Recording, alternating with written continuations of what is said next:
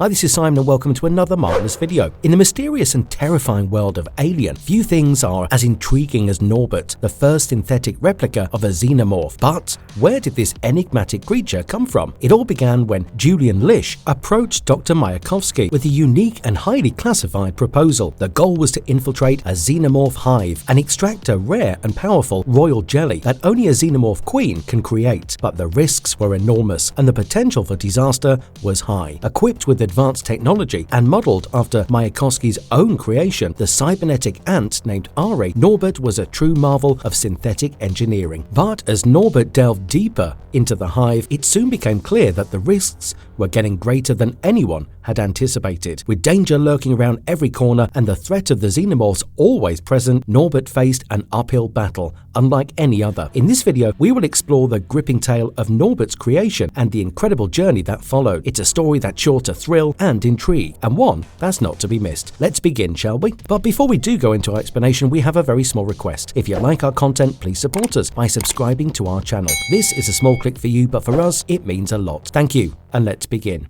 Mayakovsky's maladies. It's truly interesting to see how geniuses use their skills and abilities in desperate times. One such man was Dr. Stanislaw Mayakovsky, a cybernetic Buddha who was diagnosed with cancer and had very little time to live. The cure was limited, but Mayakovsky's doctor did have something that could help with the pain and other effects of his affliction. It was something called Xenozip, a drug synthesized from the royal jelly produced by alien queens. But there was a catch to the use of Xenozip. It was more or less a replica of the royal jelly, but if a small amount of the actual raw jelly was not added to it, the result could be extremely varied in different individuals. To some people, it gave an intense feeling of well-being. Others experienced levels of their own being not normally perceived, and yet others had an orgasm that seemed to go on forever.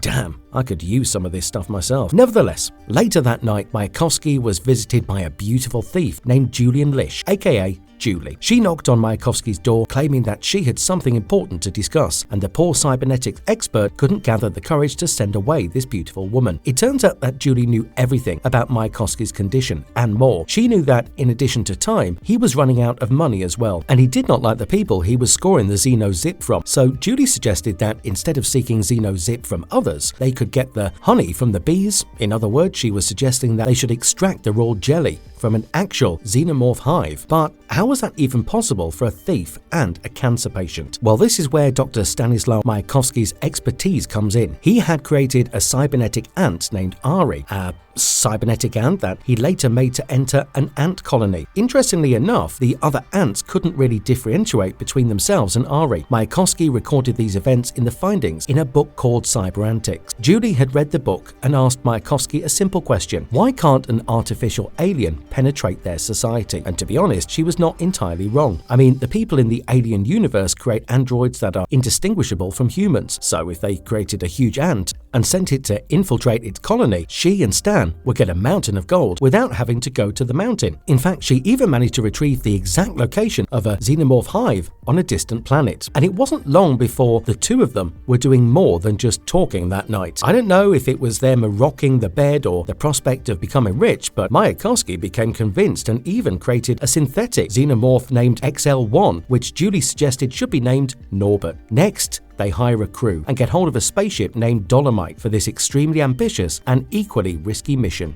Priority Override, code Myrmidon. Aboard the Dolomite, Julie and Norbert played a deadly game where Norbert would hunt the beautiful thief, and her objective was to evade Norbert for as long as she could. She could neither see nor hear him, but she could feel his presence. As Norbert made his presence known, she cursed both light and sound. The eyeless face cared nothing for such specialized perception, and it used the old senses: vibration, electricity, and fear. But Julie managed to escape him, at least for now, and ended up at a dead end of the ship with Norbert approaching her to make the kill. But just as Norbert was about to rip the woman into several pieces, a voice said, "Priority Override, code Myrmidon." The synthetic xenomorph immediately gave up its predatory instincts and returned to the standard and docile program, so much so that Norbert was now playing fetch with the ship's dog, Mac. In fact, Norbert even replied to Mayakovsky in English. Clearly, Norbert had all the characteristics that that they were looking for. It wasn't before long that they reached the orbit of the planet named A6454, which was so far off the usual routes that it hadn't even been formally surveyed. Furthermore, the planet had a barely breathable atmosphere and was constantly buffeted by storms. As soon as the crew woke up from hypersleep, Mayakovsky and Julie began to brief them about the mission, but the nature of the valuable material they were seeking was kept on a need-to-know basis. But while the briefing was on, Mac the dog arrived there and was followed by Norbert. Mayakovsky tried to warn the crew members that the xenomorph won't attack until provoked, but he did not realize that the men and women present there had no idea about Norbert's nature. Naturally, Norbert found itself threatened and retaliated by killing people left, right and center, and once again Mayakovsky had to override Norbert's commands. But the incident did not really deter anyone, and they were soon making their final approach. While the Dolomite was being captained by one named Hoban, a synthetic named Gil, Mayakovsky and Julie take a dropship along with Norbert and Mac to the surface of the planet.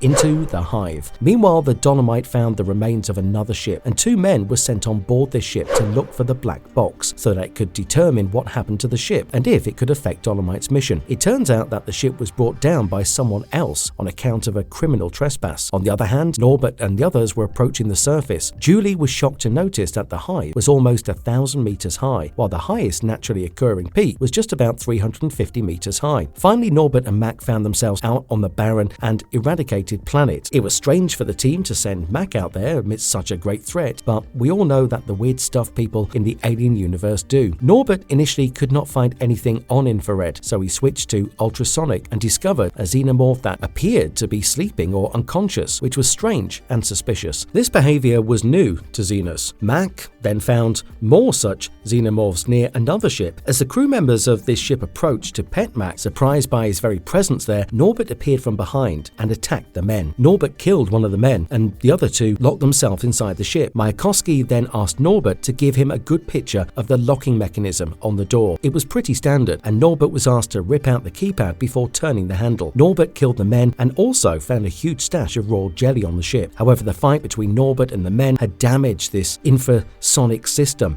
which was suppressing the xenomorphs, much like a beekeeper uses smoke. And with that system damaged, the xenomorphs outside was on their feet again. But Mayakovsky wanted to test Norbert's abilities to blend with the xenomorphs. He ordered Norbert to go outside with Mac, fully aware that doing so would kill the lovable dog. Norbert then activated his tracking system for his crew to track and entered a world filled with subtle variations based on complex molecular chemistry. The xenomorphs essentially worked on pheromones, and Norbert tested the air for signs of pheromones left by the xenomorphs. He reached the hive and stood there, watching for some time. The xenomorphs moved in and out of the hive with a unique determination and precision. Some carried food while others rushed to tend the ovomorphs. Norbert could even hear the incessant clicking of ovomorphs, which was beyond the auditory spectrum of human ears, and followed it to the next phase of his program, the center of life in the hive, the xenomorph queen. Norbert was not supposed to enter the very nest of the queen, and sensing that a familiar scent was missing from Norbert, a xenomorph drone stood before him in a defensive posture. Knowing that it would end in disaster, Norbert ran for his synthetic life. However, Norbert was outnumbered, and its signal went flat. Gil, Mayakovsky, and Julie were planning to go back to the Dolomite when one man would reach the ship filled with raw jelly to take it to the Dolomite, but a storm hit them without any notice, and they were all stranded on the planet's surface.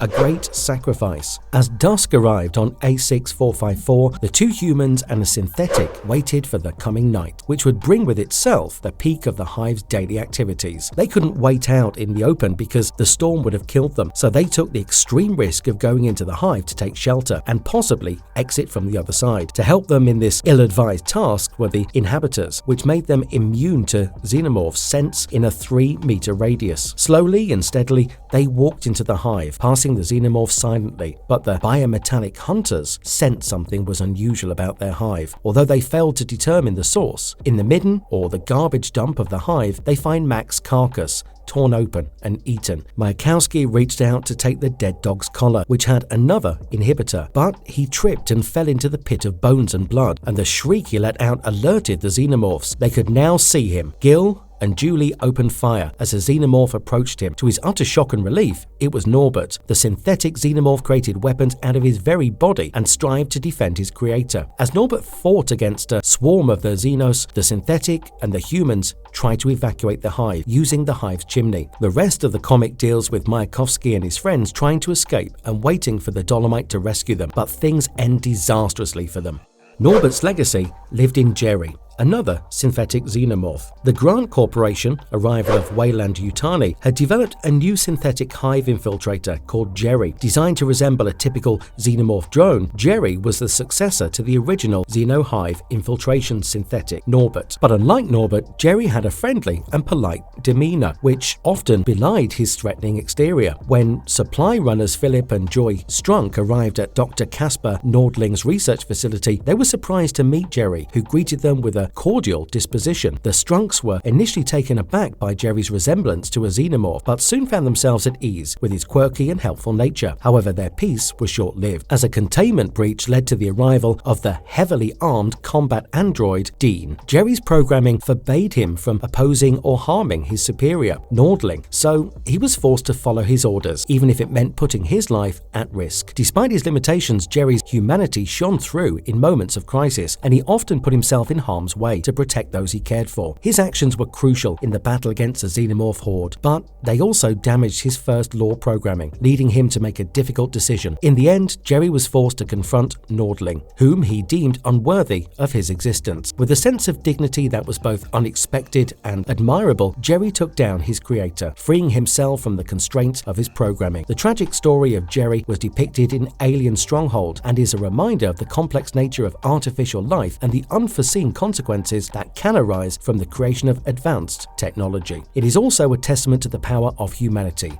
even in the most unexpected places.